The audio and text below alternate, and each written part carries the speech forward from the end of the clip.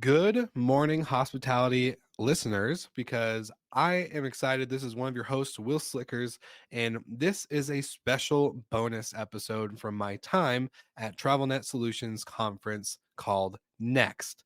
Now, I was in Minneapolis and it was a great time. Unfortunately, I wasn't joined by either of my co hosts, but we had such a good opportunity to get to meet some of the users of Track and TravelNet softwares internally. It was such a great user conference. The food was amazing, and it was just awesome to be in person with our partners once again. So, what you're going to hear in this bonus episode is a compilation of micro interviews that I did while at the conference. I got to go around to different vendors and, of course, different property managers to hear their stories, to hear what's new, what's happening, and to ask some questions around what they're seeing at this user conference and what they're all excited to talk about. So, enjoy this bonus episode number 1 as we dive in and have a compilation episode for you. Make sure you check the show notes to see who these special guests are and make sure that you connect with them, whether it's LinkedIn, Facebook, Instagram, all the above. We love having these interviews and these opportunities to speak at conferences and to meet so many great listeners and fans, and of course, partners in person. So I hope you enjoyed this episode, and we'll see you all again on the next one. Welcome to Good Morning Hospitality, your one-stop shop for the latest news, noteworthy trends, and thought-provoking discussions across the industry. From hotels and short-term rentals to all things travel and hospitality, you'll find each episode equips you with the information that you need to start your week. Join us on Good Morning Hospitality every Monday, wherever you get your podcasts. What's up, everybody? We are back. We are here at Next, and I'm here with the one and only Arthur Kolker, who is the founder and CEO of StayFi. And man, it's been a long time since you and I have actually got to do this. I think I did my first podcast with you probably 6 months into starting StayFi. So that was a long time ago. A great interview. That was before COVID, right? Yeah, before. Yeah, it was. Holy crap. Time is flying. Yes. Lots changed. So Definitely. kind of give me high level view. What's happened since we had that last interview, which was years and years ago. So basically, since then, StayFi, which started out as a guest data collection tool, has evolved into a full guest marketing suite of tools. Gotcha. So not only do we collect guest data, we have email marketing, text marketing, and other ways to engage guests to make sure they know your brand, not the other big OTAs. So a lot of people, this is going to be a bold question. So get ready, Arthur. Yeah. A lot of people are kind of maybe sometimes afraid to go after the OTAs. You're not. So Break free from Airbnb, you said it. I think Airbnb was going to send me a cease and desist soon. That's fine. I look forward to that. That'd be great publicity. So you want property managers to be completely off Airbnb and Vrbo? No. Okay. So That's just the fun marketing. Yeah. But I say for us, list everywhere, but with every person that comes through your door, make sure they leave, no matter who they book with, they leave knowing your brand and the value you're creating so that they come back to you directly for every other stay in the future. And you're only paying that OTA fee one time to acquire those guests. So another fun question I like asking anyone who talks about direct bookings, what does direct mean to you? What's a form of direct outside of like my website? Can I get booked a phone call via text? Text, phone call, email. We have clients that do direct bookings that don't even have a website yet. Oh, wow. A lot How of it is how is that possible? they just, send them a rental agreement and then they pay them through whatever their payment processor is. Because at the end of the day, it's like they're developing a personal one-on-one relationship with the guest. Yeah. That's typically a smaller operator, obviously. But, we see people have a lot of success with those, not just the website channel. Okay. Interesting. So that's been a big update for you guys. Multiple products, multiple services. Yep. Now, I guess since that we're at Next, what's next for StayFi? Is there a big next, or are you guys just here to learn and talk to customers and keep your pulse on the lifeline of the business? I mean, Next is a great conference because everyone here is an enterprise property manager. Yeah. So we're dealing with customers that are very sophisticated, and it's always great to both see people who are already StayFi customers, and then of course to network with hopefully people that will be future StayFi customers. Yes. And you're seeing kind of bigger trends in the industry play out here, just because there's so many property managers with 500 and 1,000 plus units that are really kind of educating you about the trends in their particular market or markets. Yeah. Well, you guys get to see and have a lot of data around this type of stuff. So Do you ever feel like you're getting a question from them? Are they ever asking you what you're seeing, what you're feeling and hearing out there in the world? Not yet, but I feel like we haven't really pushed that from a content marketing perspective. We Yeah. haven't released a round of data that we see in our end. But to give you some perspective, like we've had over 2 million guests use our product in short-term rentals. Wow. So at a certain point, I think the scale that we have will give us some insights in terms of, where are we seeing more bookings? Where are we seeing large group travel, small group travel?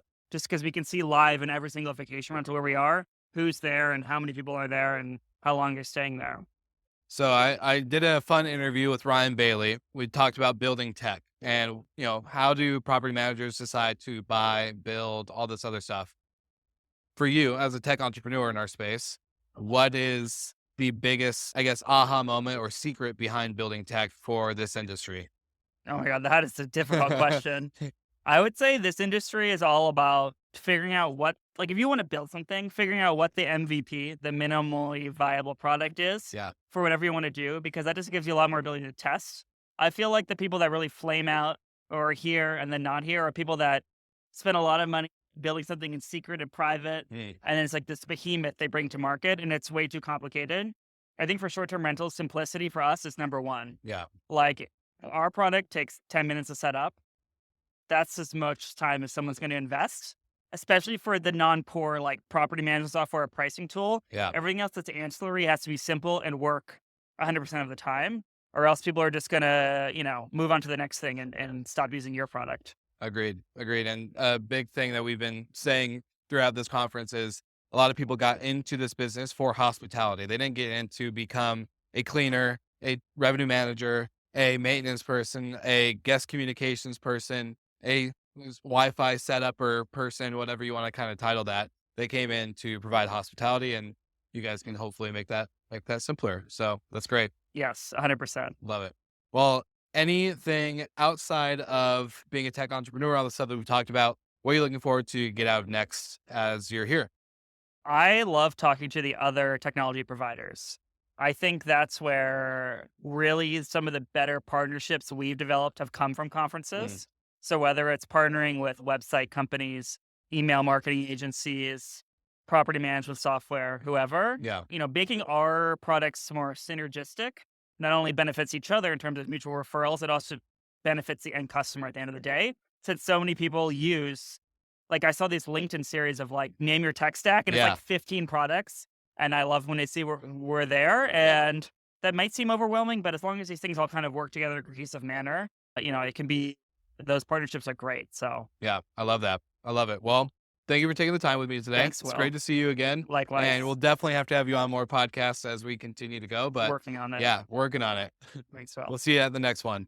All right, Austin. Okay. So we are here at what conference? We are at the Track Conference, the Next 2023. Awesome. what And it's called. you've been with AutoHost for how long? Just around 2.5 years now. It's Awesome. crazy how time flies. We love the AutoHost team here at Hospitality FM, and we got to do some partnership stuff with our Barcelona Scale Rental Yes. show.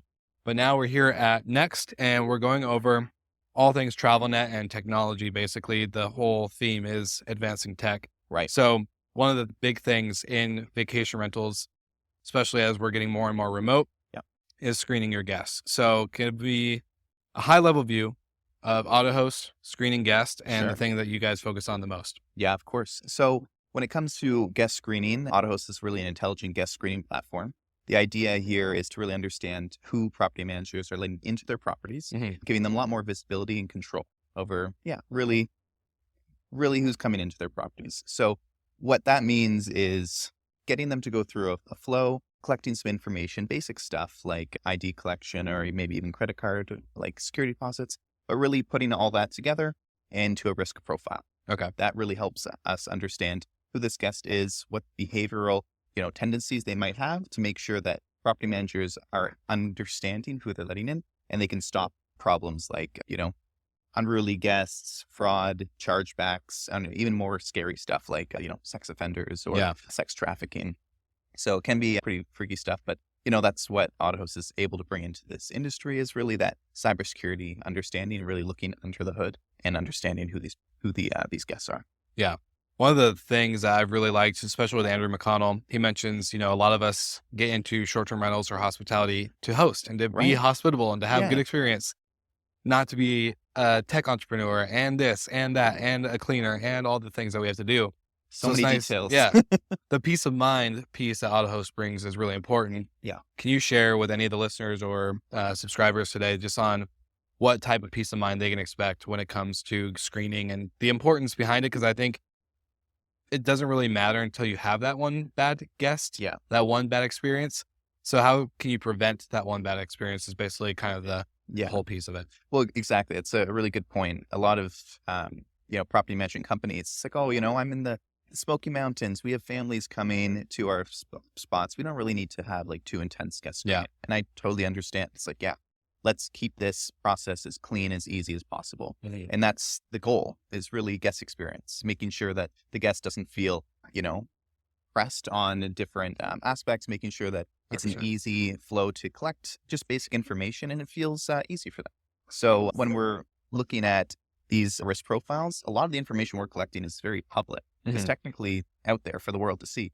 Which is Well, scary sometimes. yeah, right. But it's good How though. much information is actually online, and that's what our job is. Yeah. So really, what AutoHost is doing is pulling all that information together, Mhm. taking those data points like an ID, and correlating that information, making sure that we have a clear understanding of who we're letting into the properties. It's really important. It's Yeah. public, but it's gathering the information. That's also the hard part, right? So and getting- analyzing it. Yeah. Right? And when we're talking about 100, 200, 500 properties, it becomes unmanageable to do it yourself. Yeah. Like even if it took 5 minutes to go through and understand a guest, like that's 5 minutes too much that these companies are dealing with.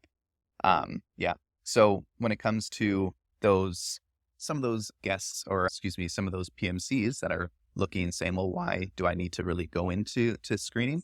Mhm. We've seen a pretty scary uptick in these types of fraudsters that are looking at property management companies that don't have much screening at all. It's just kind of hoping and praying that the OTAs, like Airbnb, for example, has done their work. Yeah. But really, it's just a black box. Yeah. It's what no one knows what's going on in there. And that can be scary to just kind of blindly trust that they've done their job. Because in the end, it's the owners, it's the property management companies that have to deal with these issues. 100%. Right?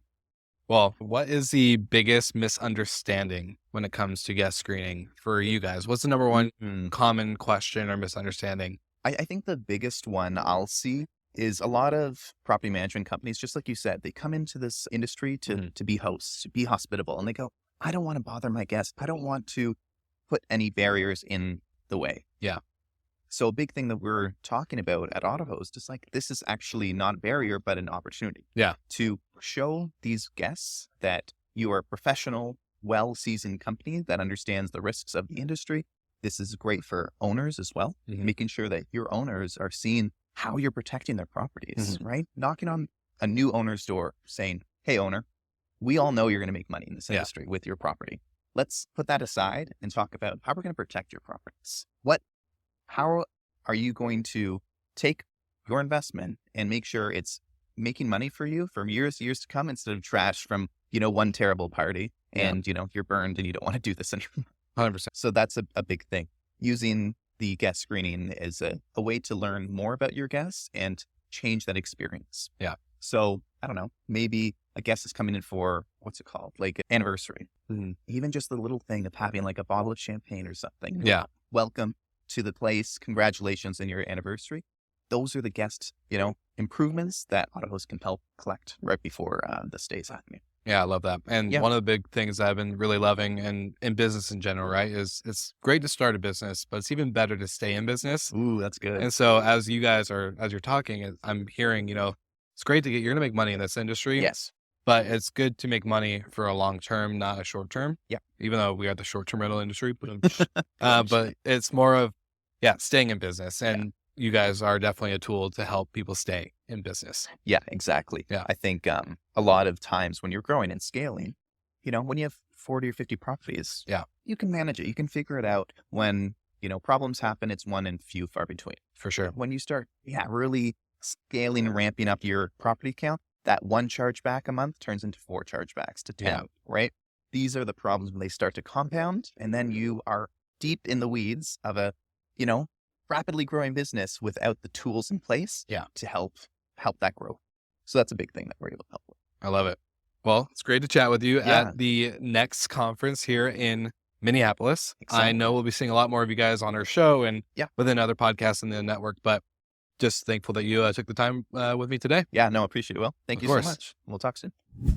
All right, we are here with the one and only Steve Trover, who is not only a good friend of the podcast, but a good friend in general and a good mentor to me.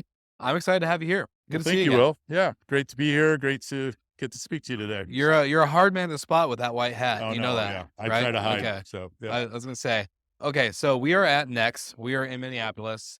We are with Sojo, who is a great customer of Better Talent. They're a good sponsor of ours. I'm curious for you, what is the kind of conversation around employee or founder burnout and how people are kind of preventing this within their cultures and within the vacation rental industry as a whole? It's a very busy one, as you know. So I'm curious just around this. I think probably the biggest thing that's happened from COVID is more burnout than ever before. We went from, shut down for a very short period of time to boom for a couple of years anyways. And the burnout is real. Yeah. How are they avoiding it? Well, I think it's really critical that organizations make sure that they meet offsite on a regular basis, doing offsite. So we encourage that within the teams. Really having a culture of fun, I think, is a key part. Even at Better Talent, we really focus on the fun aspects of it so that we're kind of getting through the hard parts and not getting bored in the day to day. Makes the hard parts a little bit more enjoyable. Yeah, exactly. Or maybe not enjoyable is a good word. Some fun. Yeah. So fun is key. Offsites are key. Getting out of the day to day is really, really important. Making sure that you're listening to the team, having those one-on-one conversations on a regular basis as well. So my biggest question is, no one's told me this on a regular basis. What does that mean? Is that weekly, biweekly, monthly? What type of regular basis does it actually go into? I'm a big believer in something called EOS, or the Entrepreneurial Operating System, out of the book called Traction. Yep. And within EOS, there's a meeting structure, and you have a weekly level 10 meeting. Okay. One-on-ones, depending on how many people that you have direct reports, also once a week with the leader of that individual. And then quarterly offsites. The quarterly offsites are exceptionally important for that leadership team to meet and really drive the direction of the company together, but also have fun together as well. Yeah. So really weekly, maybe bi-weekly or weekly with those one-to-ones. The visionary and the COO and the CEO, or the visionary and the integrator, should meet on a weekly basis as well. It's called a same page meeting. Okay. So that's kind of my preferred meeting structure, but everybody does it different ways, right? So, yeah. And it's also taking the time to figure out how to set aside the time as a vacation rental manager that you're running around with all your properties, your teams, your all easy the stuff. to say, hard to do in the season, especially. So when it's going, but making sure that those meetings are productive too is really important. The right meeting structure. There's a book called Death by Meeting that I recommend from Patrick Lencioni that talks about the structure and EOS, but I can't recommend it, making sure that, because people hate meetings that are not productive. Yeah, So 100%. Okay, so the number one question I've been asking everybody here at Next is kind of, what's your biggest want to takeaway type deal? Like, what are you looking for to get out of this conference, especially as it's a user conference, right? So you get to meet a lot of people that are with TravelNet Solutions on Track or Atlas or any of their softwares. What's your kind of big takeaway for the conference that you're looking for? What I do when I come here, and I'm unique in the sense that we have a 15-person team and I'm still the primary person doing sales. Yeah. The reason I do that is I want to hear those pain points. So my takeaway is, what are your current pain points as it pertains to your people? How can we assist? How can we help? What tools can we provide? What services that we could provide? Yeah. So I'm just learning every conversation. So yeah, I love it. You're just putting a pulse on it. Exactly. I love it. Well, appreciate you taking the time. This is one of many interviews that we've gotten to do together. I know there's going to be more, but just excited to be here at Next, and thanks for chatting. Thanks for chatting with me. Of course. Take care. All right, everybody. We are here with our next interview here at Next. Got the dad joke of the day in, but with two amazing guys. You got Brooke Fotz, and then of course you have Jacoby Olin, and we are going to talk. I actually want to pick Jacoby's brain. You were not in part of the book that was just recently released, but you get to work with so many vacation rental managers, especially that are customers of Vintori. I want to know, do you have 10 secrets that you've learned through your experience going through M&A and all the other activities that you guys do? Who? Oh my God. Good question. Good question. Yeah, there is a lot of things that we've seen. I think one of the unique things about our industry is that there's not a college for short-term rentals or for vacation rentals. So this industry is just filled with entrepreneurs that fell into the industry one way or the other and have created their company, their systems and processes, their financials, their operations just by what works for them. And our industry is so much of a vacuum of that. So when we look at 10 companies, we're seeing 10 completely different ways of running the businesses. Yeah. So that's really cool. It's also kind of wild when we see that from the front end. But going just some like mistakes and some things that people can focus on is like, it really comes down to the financials. So really, most of these companies, maybe the owners are not finance majors or accounting majors, which is fine. Yeah. But you do need to have someone on your team or outsourced early on that's going to be taking care of the books, looking at them, measuring them, and going over those at least on a monthly basis. So that's number one. Number two is the assets of these companies. The like true assets of these entire companies are these contracts with these homeowners. Plug to Ventory. Yeah. and really taking a proactive approach of understanding, setting goals to where you want to be at the end of the year, what quality of inventory you're going to have, and then measuring them and focusing on them and realizing, keeping track of who's going off program, what's the reason, all that good stuff. And those are two of the most important things or mistakes I see companies making. Makes sense. Well, wouldn't it also be, Jacoby? I know a big part of it is having your contracts in order in advance, right? Making sure those contracts are in a good place, they're assignable. Do you have a couple little hints for the contract? Yeah, sure. Thank you. Thanks for the plug. The legal aspect is also incredibly important for these companies, which is the most boring part of this. But these contracts with these homeowners, like at some point you're either going to potentially sell or give the company away to a child or your employees, or you just want to also protect against the potential liability of a lawsuit or anything like that. So like having an attorney that's done work in this industry take a look and help with that, or going to a consulting firm and talking about kind of what are some industry best practices for language that needs to be in there. And that includes auto renewals, that includes owner hooks, that includes assignability. There's a couple that every contract needs to have. And then knowing that every contract will be a little bit different based on like what market or what state these people are in. Yeah, totally makes sense. Brooke, do you have anything to add? Because you're the master behind the contract of that is where a lot of these companies get value. Yeah. And that's where the price is. I'd say first off, hire Jacoby in advance. Let him look at your books. Let him look at your contracts, making sure they're kind of in a good place.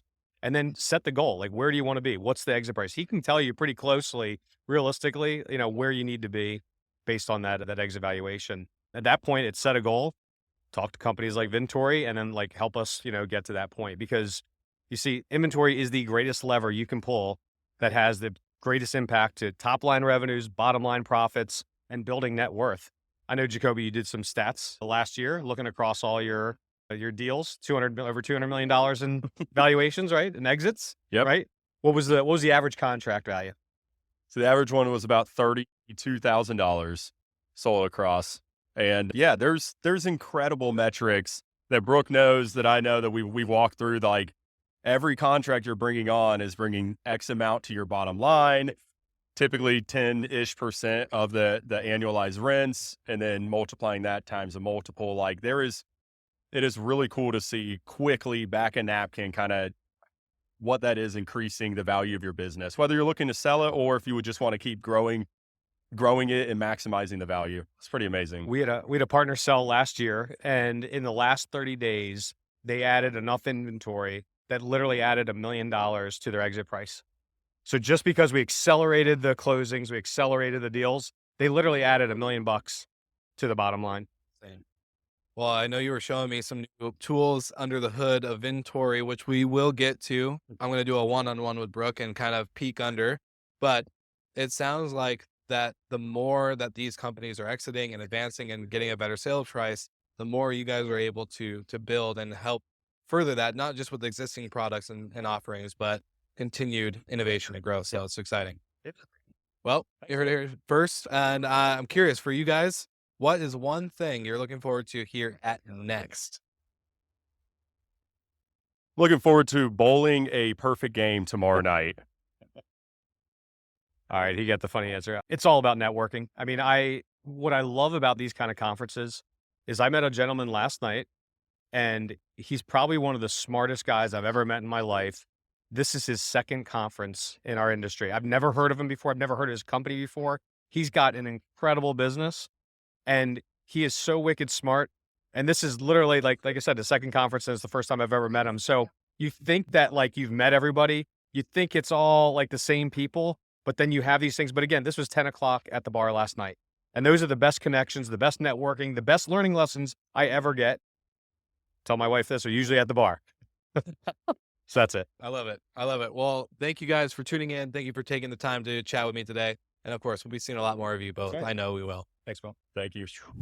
All right. Welcome back, everybody. We are at Next, and I have the one and only Andrew McConnell, the legend, who has not only founded Rented, but has now sold it off into the TravelNet Solutions team. And you are just living life. You're thriving. I am enjoying the life that I live. Yes. Yes. It's been pretty good. Well, we've had you on the podcast a couple times, and this is a fun, exciting one because we're here specifically just to cover the next conference with TravelNet. And you guys are a big part of their story now, as you're one of 2 or 3 acquisitions? Yeah, the biggest one. Yeah. And I think one of 2. So they did Gueststream, which is now Atlas. Yeah. So how does it feel to be on the other side? It feels great. This is my first Next. I've Okay. never actually come to Next before, and it's so well done. It's bigger than I expected. The whole vendor show, like all of it is, The food's good. the food's really good. Carly is on with the food. She's like, oh, and then we'll have this avocado toast bar. Like she thinks about the food really 100%. well. And there's chips and salsa out here now. We're getting a Yeah, snack. We're yeah. getting snacks and food. So it's pretty good. Substantial snacks, yeah. So kind of tell me, I think every entrepreneur founder's dream, right, is to go through an acquisition or some kind of exit, right? And you've gotten to live that through what just happened with Rented. And I'm just curious, what does the life look like on the other side now that you guys get to continue to grow? I'm sure you'll be shocked to know this, but I think the biggest part is mindset. Mindset, yeah. Mindset.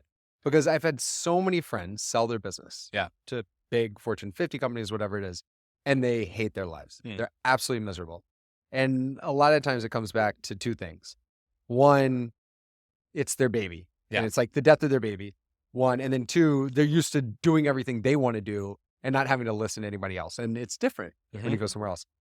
And as I kept trying to tell my team over and over, 2 things. 1, I have a child. Yeah.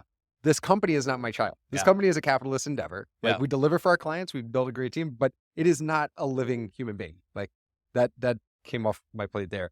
But then the other side is there's a reason they bought us and we didn't buy them. Yeah. Right. They have been successful in some ways that we have not, that we can learn so much. They can learn some stuff from us, but we can learn a lot from them. For sure. And so if you take this as an opportunity to learn, then it's incredibly exciting time. Right. And so for me, you see Ryan, like it gets me juiced. Yeah. Right. Like the guy's great. He's done a lot of He's amazing awesome. things. I love to learn from him. Frankie's scaled so many companies, like just the team they pulled together. It's really been better than we drew it up before we did the deal. Yeah. Well, we got to do the exclusive interview with Ryan Bailey the day that it was all announced. And the exciting piece was, just kind of asking him like, hey, like what was so enticing about Rented, right? And the number one thing I think I've gotten to take away from Ryan the 2 times we've interviewed him is he keeps mentioning the team, the people, and it rarely does he mention the product. It's like, no, the team, the people are great. And like that has shown through from what I've seen, getting to know the TravelNet team, getting to know the Rented team prior and post. So for you, what was kind of like the match make in heaven type deal when it came to TravelNet being the one to get you guys? Yeah, we talked to a lot of people. We engaged a banker. We were looking at a lot of different deals, pure financial deals or through strategic side. And for me, it was the people, right? Yeah. 1, it was the people, but then 2, transparency was also the product. I was looking at the clients we were serving. I was looking at where the market was going with more consolidation, bigger companies, where were all the big companies going and who was getting the highest reviews? How is everybody doing? And they were all going to track. Yeah. So, well, okay, if I'm going to tie my ship to someone else's sale, I want to go the one with the most win in their sales. And right now, that is track. They are building the enterprise solution for the future. That's where we see our future. Let's do it together, do it better together. How does it feel to see the Rented logo go from blue to purple? To purple. I mean, the first time I saw it, I was like, that's kind of hot. Like, I like that. I like that purple's purple. actually my color. Yeah. It's my daughter's, I would probably second favorite. Turquoise is her favorite, Okay. but she likes purple, so she's happy with the deal. That's good. That's Yeah. awesome. Yeah. Well, congratulations again. It's really good to just see we love watching the amount of funding coming into the industry, but then also the industry growing through acquisition. I think it's so smart. We're going to continue to see it, and I'm glad that you were on that side of the table. Yeah, I really appreciate it. Yeah. And I really, really, I say it all the time to you, but so enjoyed from the early days Yeah. of Slick Talk to the empire that you're building with Hospitality FM. Like, it's really inspiring to see, and Appreciate it. love having you in the industry. Yeah, well, great time. We are asking everybody, what is your main want or takeaway that you are expecting from this conference? What are you here for in the sense of, is it the education? Is it the networking? What piece of next, especially being your first one, are you looking to get out of this? Yeah, it's mostly for me hearing from clients. So it's one thing, we all do the Zoom and do the back and forth, but to really sit down with them and hear what are the pain points. Because a lot of times they went through the onboarding and then, oh, I have this pain point. You're like, oh, did you remember you could do this thing? And that, like, oh my God, that saves me 10x the time. Like, great. And those don't always come up when you're virtual. So that just the connecting in person has been really, really valuable so far. Yeah. Well, I love a line. I think you talked about it maybe it was like the Sarah and T podcast, where a lot of people get into this about hospitality, right? They want to be hospitality operators. They don't want to be tech. Oh, tech yeah. vendors and all sort of stuff, right? And so one of the things I love about that answer is that I think a lot of people switch up their tech stack in the sense like, oh, well, it's not working and this product isn't fully built out or whatever. But really, in reality, I would say the majority of the percent of the time is that they just don't use or know how to use their current tech stack. Yeah. So being able to do the in-person stuff, I can imagine, is pretty impactful for the Rented customers and the team. Yeah. It's so valuable. I mean, there are two sides of that equation. One, to make sure that they're making the most out of it. Yeah. Make sure that adoption's there. But there's another side, the oven, the stove that we have at our house. There's never been someone who's been able to use it without having to show them how to use it. It is not intuitive at all. And my father-in-law is a product designer. It's like, it must be so interesting for him to come do this because, an iPhone a baby picks up and they know how to use it. But here I can have a PhD in physics and they'd have no clue how to use this stove. Yeah. So there's one side of needing to design better. Yeah. So it is more intuitive. But the other side is, look, this is complex software. You're trying to do so many different things. And so you may be able to get it done, but there may be a better way. And that's where this direct connection and really working together helps a lot. Yeah. Well, I love it. Well, Andrew, thank you so much for taking the time. Yeah. It's great to see you. It's great to be in person. And of course, I can't wait for your keynote tomorrow. So for all the live in-person Next and TravelNet, Track, you name it, whatever the title we want to give users that are here, make sure you're here tomorrow morning. And I've been reading the book. I want to give a quick shout out to your book. Thank you. Because it's one of the things I actually think about often is my mindset and like what's going on through my mind and how much rent is being used. And so for all the listeners here, where can they find that just to grab a copy if they're ever interested? Yeah. So it's on Amazon. It's at Barnes & Noble. You can get Kindle Audible hard copy. And then anytime come to my website, mandrewmcconnell.com, and it links out to all those. Perfect. Well, we'll put it in the show notes. Thank you again, Andrew. All right. Thank you.